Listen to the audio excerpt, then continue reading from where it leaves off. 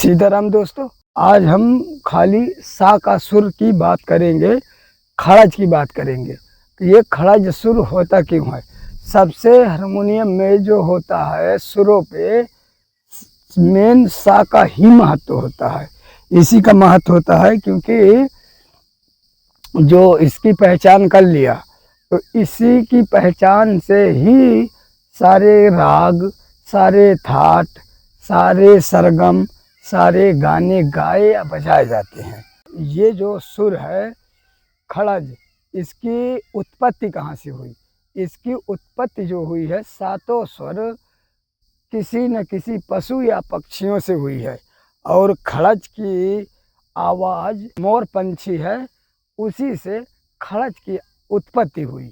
मोर की आवाज़ से खड़ज स्वर उत्पन्न की। आज हम खाली सा सुर के बारे में बताएंगे, मतलब सा सुर की जानकारी आपको कैसी लगी। अगर आप सा सुर की जानकारी आपके दिमाग में बैठ गई तो समझो आपको 10 साल 20 साल ना तो गाना सीखने की ज़रूरत है, ना 5 साल भी। अगर आप हारमोनियम में अगर आप सा सुर समझ गए तो समझ लो आप कोई भी गाना गा सकते हो और हारमोनियम पे बजा सकते हो। क्योंकि आपको कभी भी गाना गाना है तो आपको ढोलक के साथ आपको गाना नहीं गाना है।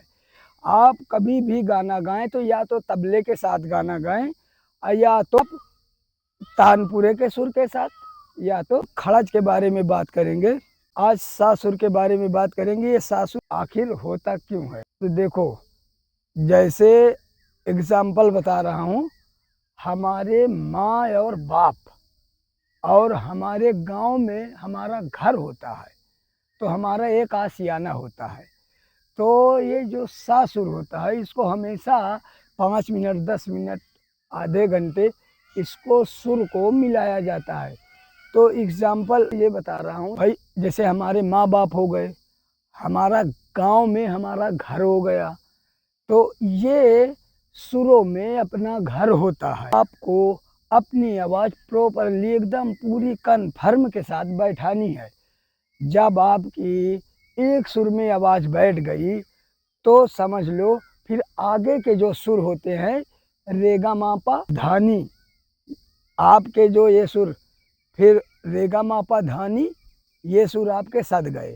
तो एक सुर पे आपको ना तो जोर लगाना है, सुर पे आवाज़ बैठानी इसलिए होती है कि आप जब एक जगह सुर बैठाएंगे तो आपकी आवाज़ कन्फर्म रूप से एक जगह, आपकी जगह गले में रीड, गले की जो तार होती है वो आपकी एक जगह बैठ जाती है। और बस वहीं पे जब बैठ गई तो वहीं से आप ऊपर की ओर जाओगे, वहीं से आप नीचे की ओर आओगे। अब आपकी सुर, मतलब आपने अपने सुर को कहीं पे बैठाया नहीं तो आप नीचे से भी गा रहे हो, ऊपर से भी जैसे गा रहे हो, तो आप जो सोचो कि हम फिल्मी गाने गा लें तो असंभव है। आप फिल्मी गाने, कोई भी आप राग, ताने, कुछ भी आपको गाना असंभव है, आप नहीं गा पाओगे, नहीं गा सकते हो। तो इसीलिए आप जो गांव में हारमोनियम बजाते हैं उनको देखना, वो एकदम नीचे से गाते हैं। जब नीचे से गाते हैं तो वो आगे की ओर जाते हैं। और जब भाई कोई कोई सारे से गाता है, अब उसके नीचे के सुर आए तो वो नीचे कहाँ से गाएगा और नीचे की आवाज़ कैसे खुलेगी? तो इसीलिए जब आप एक सुर को, सा को मान के एक जगह, अब आप खड़ज में जब आवाज़ अपनी बैठा लोगे तो फिर आप रे से भी गा सकते हो, गा से भी गा सकते हो, माँ से भी गा सकते हो, पा से भी गा सकते हो, सी शार्प से, डी शार्प से, अब आप जहाँ से मर्जी वहाँ से गा सकते हो। इसीलिए एक जगह आप जब सुर बैठाओगे तो तब आपको कन्फर्म पता होगा कि हम ऊपर भी जा सकते हैं और नीचे भी जा सकते हैं।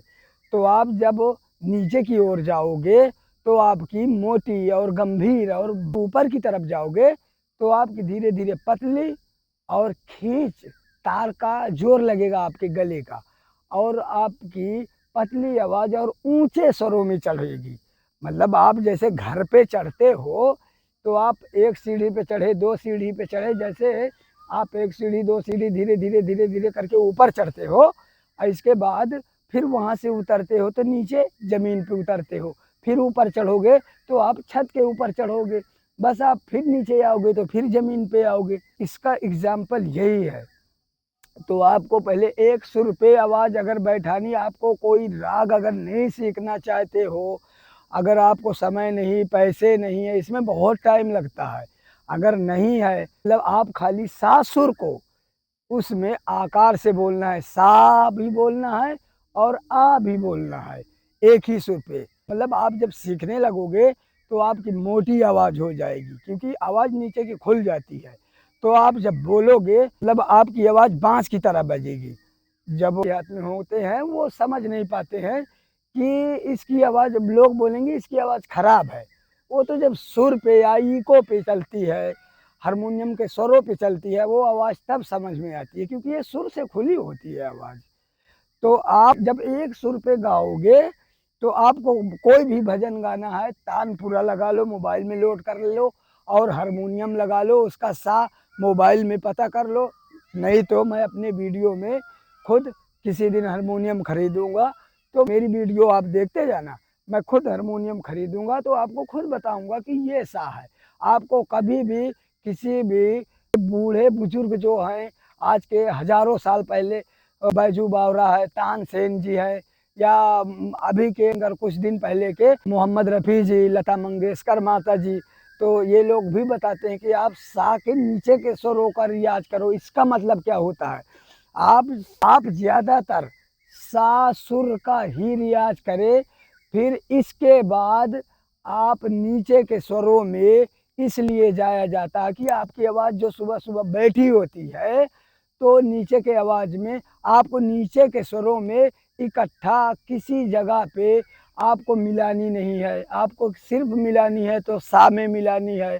इसके बाद आप धीरे-धीरे करके नीचे के स्वरों में आना है, फिर जाना है, सा पे फिर रुकना है, फिर नीचे के स्वरों में आना है, फिर सा पे रुकना है, फिर एक बार ऊपर सा रे गा मा पा धा नी सा, सा नी ध प म ग रे सा, फिर नीचे फिर ऊपर जाना है एक बार, फिर नीचे आना सा पे ही आपको रुकना है। अगर आपकी आवाज़ नहीं ठीक हो रही है तो आप अगर राग कर रहे हो तो राग करो, 2 मिनट 3 मिनट या 5 मिनट आप राग किया, आप फिर सा मिलाओ, फिर राग किया, फिर सा मिलाओ, फिर राग किया, फिर सा मिलाओ। सा सुर की जानकारी खड़ज की।